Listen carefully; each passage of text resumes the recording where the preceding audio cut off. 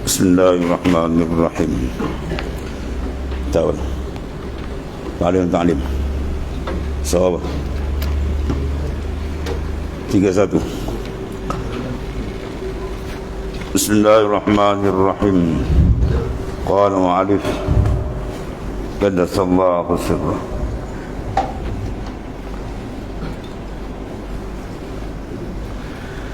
Sabda Rasulullah sallallahu alaihi wasallam, ta'allamul ilma fa inna ta'allumahu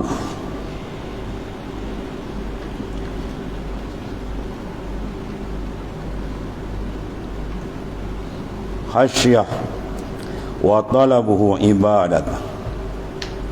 Ta'allamu, mana belajar oleh kamu akan ilmu. Fa inna ta'allumahu, fa inna ta'allumahu,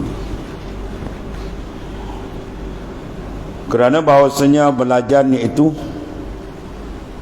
ialah khasyatullah. Situ apa? Allahu khasyah. Terbalik itu. Terbalik. Fa inna ta'allumahu, kerana bahawasanya ta'allum, mengajar, belajar akan dia ilmu tu ialah khasyatullah, kegerunan hati dengan Allah. Itu maksudnya. Situ apa tu? Fa inna ta'allumahu Allahu khasyah. Terbalik.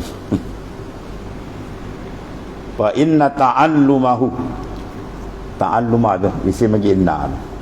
Maka bahasanya ta'allum, mempelajarinya ilmu tu ialah khasyatullah, membawa kepada gerun hati kepada Allah Subhanahu Wa Taala. Dan juga wa talabahu atau kepada ta'allum, bahawasanya talab akan dia tu dipanggil apa? Ibadatun. Ialah ibadat ila kauliah akhir. Jadi maknanya mencari ilmu adalah pintu untuk masuk dalam satu keistimewaan sifat yang tinggi, itulah al-khasyah. Zalika liman khasyah rabbah. Dia khasyah lebih tinggi daripada maqamul khauf. Khauf di bawah sikit, khasyah dia lebih tinggi dan ya, khasyah. Sebab tu bila ilmu tidak ada khasyah, kena cek balik. Innama yakhshallahu min ibadihi ulama. Sesungguhnya yang gerun akan Allah Ta'ala ialah di kalangan ulama. Apa maksud dia? Mana yang dikatakan ulama ialah orang yang berilmu, yang ada kegerunan hati dengan Tuhan. Kalau dia ada ilmu, ya, pandai berbicara Quran, hadis, tapi hati dia tak gerun dengan Tuhan, itu kan ulama yang sebenar, yang sangat ditakuti oleh Nabi SAW. Ya. Dalam hikam disebut al-ilmu in qaranat wa al-khasyah falaka wa illa fa'alaika. Ilmu itu sekiranya menyertai kamu rasa gerun dengan Tuhan, maka falaka lam lil manfaah. Falaka mana manfaat bagi kamu, wa illa jika tidak fa'alaika, maka ilmu itu memberi mudarat kepada kamu. Jadi ilmu yang dicari dengan ikhlas, insya-Allah dia akan membuahkan rasa gerun dengan Allah Subhanahu Wa Taala. Habis. Berlainan ilmu yang tidak dicari dengan kerana Allah, ada tujuan yang lain, maka membawa kepada jauh dengan Tuhan. Man izdada ilmah wa lam yazdad huda lam yazdad minallahi illa mu'dah. Barang siapa yang bertambah ilmunya tapi tak bertambah petunjuk. Ilmu ada tapi tak reti mengawal diri daripada maksiat dan mungkar, tak reti mengawal diri dengan mendampingkan diri kepada Allah Ta'ala dengan amal yang saleh, ya, maka ilmu tidak memberi manfaat. Baik, kena jaga ilmu, kita tengok dibawa kita ke mana. Kalau niat dia tak betul, dia akan bawa jauh dengan Tuhan. Jauh dalam ilmu adalah lagi bahaya, ya, sebab dia perasan dia dekat, rupanya dia jauh dengan Tuhan. Ya, jauh dalam ibadah dengan baik. Punca apa? Qalbi. Semua urusan di qalbi. Ya, al-ilmu, al-alim iza arada bi ilmihi wajha Allah habahu kullu syai'. Wa iza arada an yuksira bihil kunuz habahu min kulli syai'. Orang alim, ulama, bila dia mengaji dulu masa dia belajar, ya, dia belajar tu semata-mata mencari keredaan Tuhan, maka Tuhan beri karamah. Habahu kullu syai'. Orang lain semua gerun dengan dia, sebab dia bercakap atas dasar Allah Ta'ala, Islam, bukan atas dasar nafsu dah. Sebaliknya, wa iza arada ay yuksira bihil kunus, dia mencari ilmu agama tapi untuk menghimpun habuan harta dunia, pangkat, nama dan sebagainya, maka Tuhan hinakan dia. Habahu min kulli syai', dia gerun pada orang. Dia nak bercakap hukum hakam, dia tengok orang. Ya, ni tak boleh cakap ni kan orang marah, ni tak boleh cakap ni kan ekstrim macam-macam. Ya, itu dipanggil apa? Ulama usuk. Ya, ulama yang Nabi lebih takut daripada Dajjal mungkin. Ya, sebab Dajjal kita nampak atas kepala dia huruf kaf, fa, ra, kufur. Jadi kalau ulama usuk ni, ni jahat.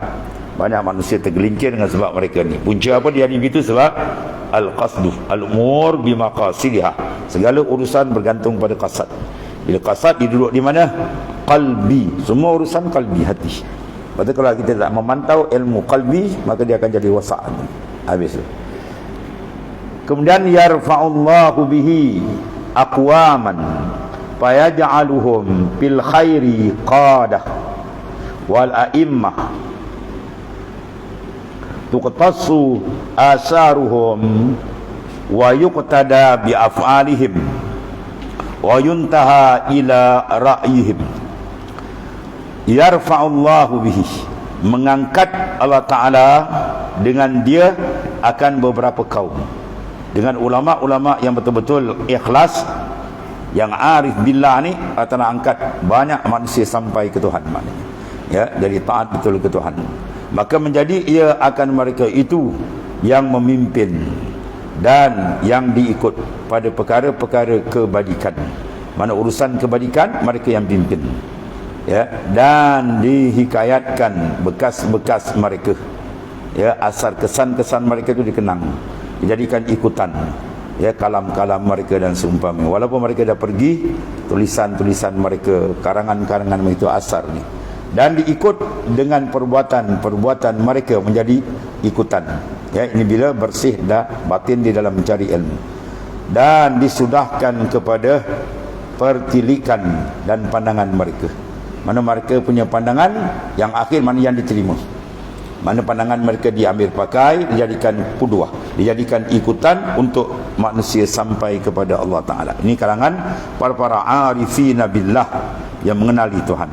Meriwayatkan hadis daripada Sayyidina Muaz oleh Ibnu Abil Bar, dan berkata hadis ini ada hadis yang hasan.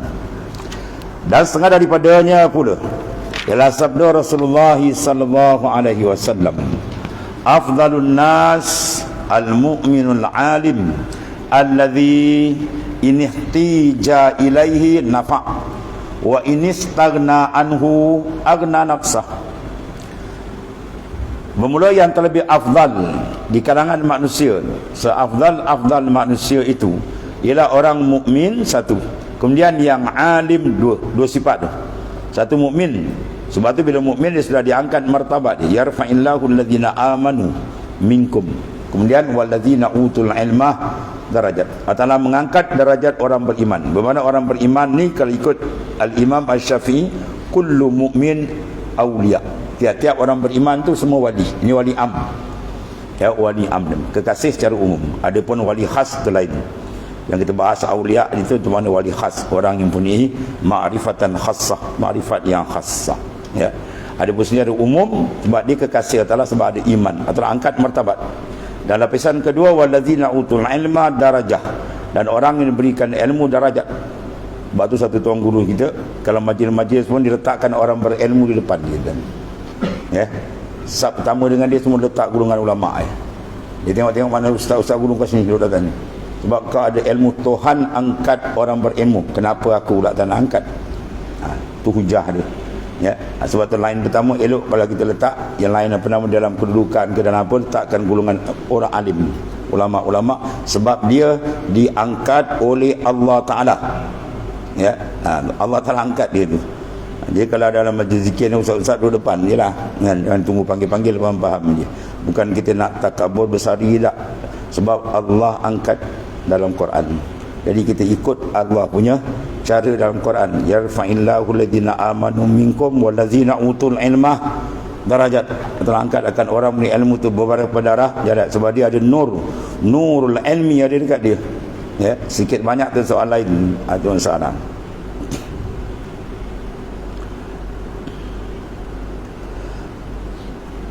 Maka kedua hadis ini menunjukkan suruh mengikut akan ulama-ulama. Apa nama ulama?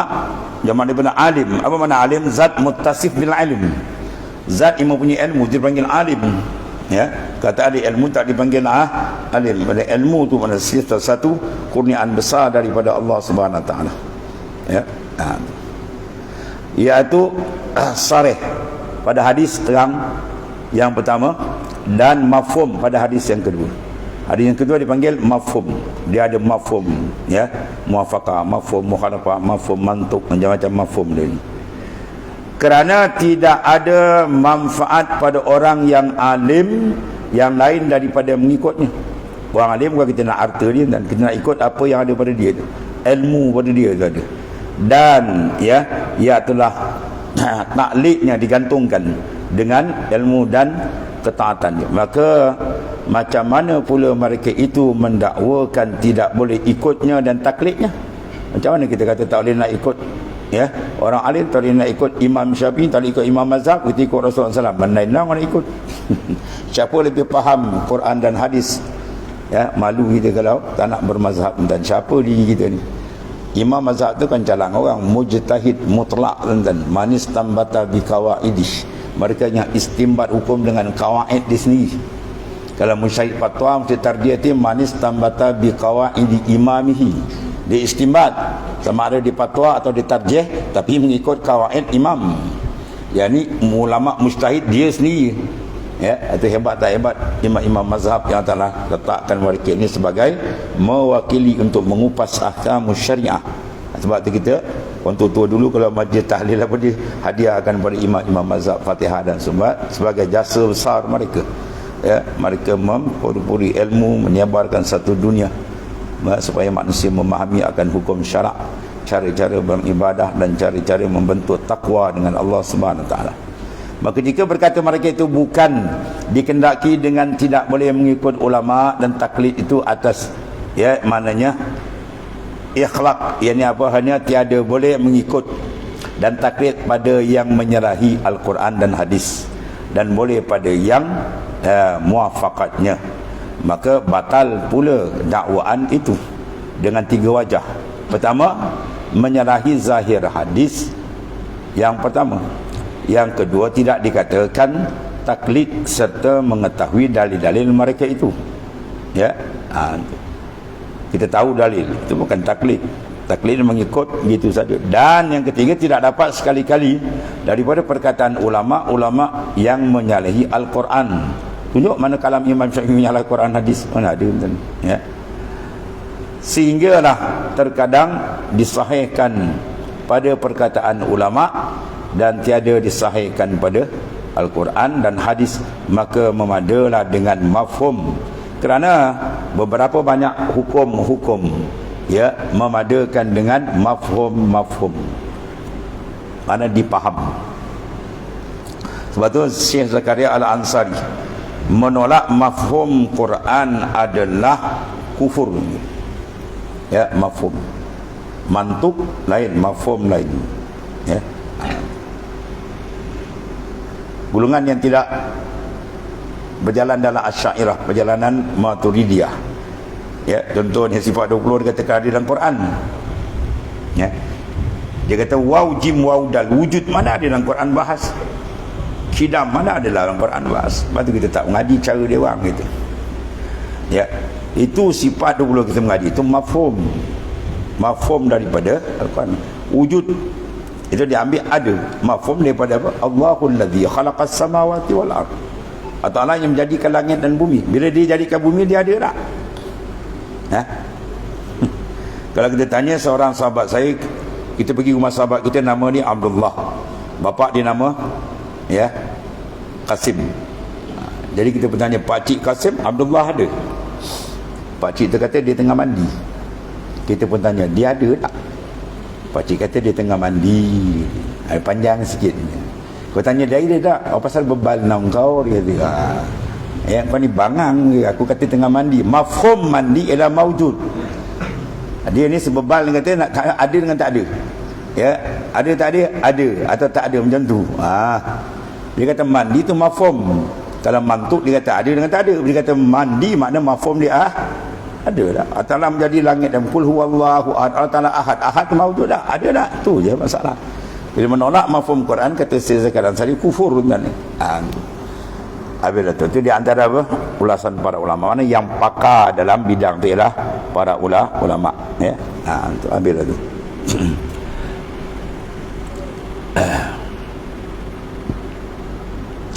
Maka ada juga pada setengah-setengah daripada perkataan ulama itu seperti sunat berlapas usalli, tidak didapat pada pada apa tu? Mantuqat. Dia tulis ruih ni Pak. Mantuk mana nas-nas yang mantuk, yang secara sharih. Dalam Al-Quran, dalam hadis. Dan dan apa tu? Mafhuman, mana dipaham keduanya. Maka tidak dapat itu tiada jadi hujah atas sharih perkataan ulama. Tak jadi hujah nak tolak kerana tidak sampai kepada ilmu yakin bahawa kaum muda itu dan juga orang yang lainnya telah meratai akan mantuqat mana nas hadis dan mafhumnya, dan juga mafhumat Al-Quran sah. Maka diihtimalkan ulama itu dapat, dan hukum dan kaum muda itu Wahabi itu tidak dapat. Di kaum muda dia banyak dia tak dapat. Dia kata tak tu sebab kaedah dia pakai yang tak dipakai. Kaedah fiqh dia oleh ulama kita. Ulama lain tak pakai. Dia golongan dia pakai. Itu apa? Tiap-tiap benda yang tak dibuat dikira benda tu haram. Dia pukul macam tu je.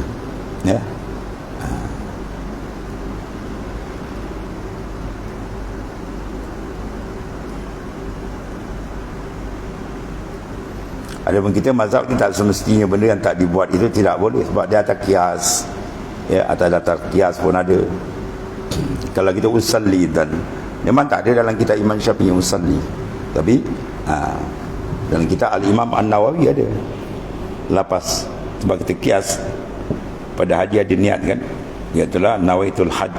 Maka kita kias pada masalah ibadat lain. Ini benda-benda dipanggil benda ikhtilaf, benda ijtihadi. Bila benda ijtihadi jangan jadikan dia sumber perbalahan, benda ijtihad atau kaedah gitu. Habis.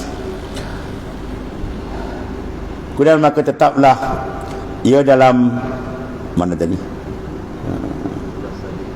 Dan telah sabit sekali-kali hadis yang menegahkan dan tiada sabit. Manakala dia tolak, dia kata bid'ah dalalah, mana hadis yang mensabitkan makna menegah? Tak ada hadis tegak juga.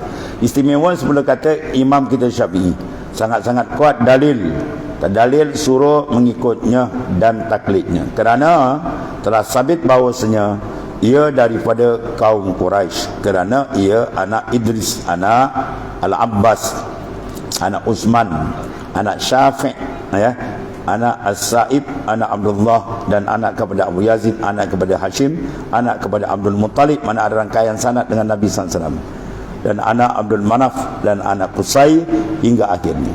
Dan Nabi kita Muhammad sallallahu alaihi wasallam dia ialah anak Abdullah, dia bertemu nasab itu.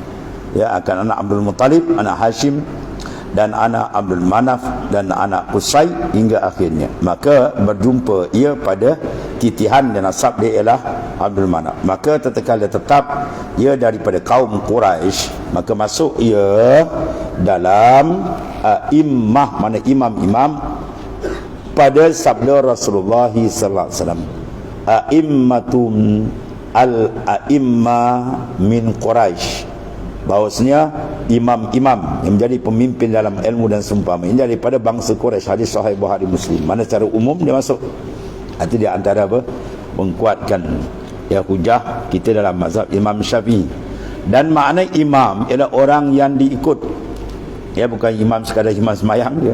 Dan lagi tersebut di dalam Sahih Muslim daripada Sayyidina Jabir radhiyallahu anhu bahawa Rasulullah SAW bersabda, "An-nas taba'un lil Quraisy bil khair wasyarr." bermula manusia itu ikutan bagi kaum Quraisy pada kebaikan dan sebaliknya, yakni kejahatan.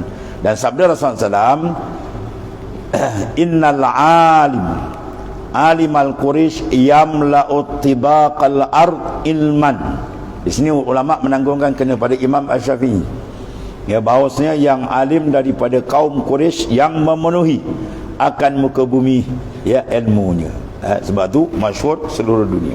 Maka menanggung mereka itu para ulama akan yang alim pada hadis ni adalah al-imam kita Asy-Syafi'i, sebab dia daripada kaum Quraisy, dan dia kendaki dengan yang alim yang dipujikan pada hadis ni ialah imam kita Asy-Syafi'i radhiyallahu anhu, ya, sebab mereka merupakan, ya, ulama yang sampai darajat kepada darajat ijtihad, ya, mujtahid mutlak. Itu di antara sedikit daripada penerangan daripada tuan pengarang kita supaya kita mengenali dan memahami dalam kaedah bermazhab. Sebab bermazhab adalah wajib bagi kita orang awam, ya. Kalau kita sampai peringkat mujtahid tak apa, ya, sampai peringkat mujtahid. Al-Imam As-Suyuti punya hebat, tuan-tuan, dia nak sebut istiqlal tak boleh, dia nak buat mazhab sendiri, ya. Dia buat kaedah kena kaedah Imam Syafi'i, dia buat kena kaedah Syafi'i. Akhirnya warid sampai mimpi, ya, bahawasanya dia mimpi satu istana yang sangat cantik, hanya bertiang dengan 4 tiang. Dipaham? Mau cukup dah 4 mazhab, tak payahlah tambah-tambah lagi. Dia unduh secara Imam Al-Suyuti, bukan calang orang tu, ulama besar, ya. Tiba-tiba yang tak ada apa-apanya, ya, macam-macam logat hari ni yang tak nak bermazhab dan seumpama. Itu satu daripada fitnah dalam sudut ilmu, mereka yang membuat kaca, ya, dalam bentuk mengkucak-kacirkan akan masyarakat. Sebab hadis terang daripada nas-nas supaya kita mengikut perjalanan ulama-ulama yang muktabar. Wallahu a'lam.